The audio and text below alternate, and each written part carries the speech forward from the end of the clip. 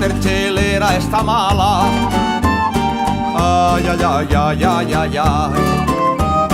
La perchelera está mala y no saben lo que que ha dormit en camisola, morena de mis quereres, que ha dormit en camisola y a la porta del carrer.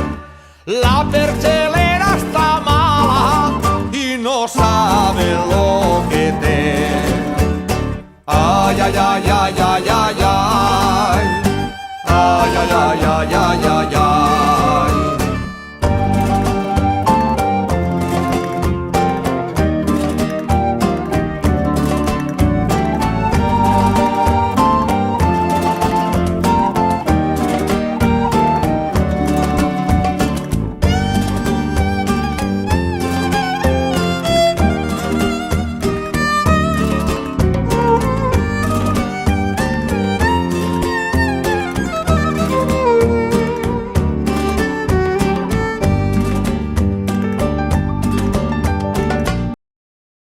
Entonces la cooperativa se'n va anar darrere, a Silauar. Ara ja porten 4 anys.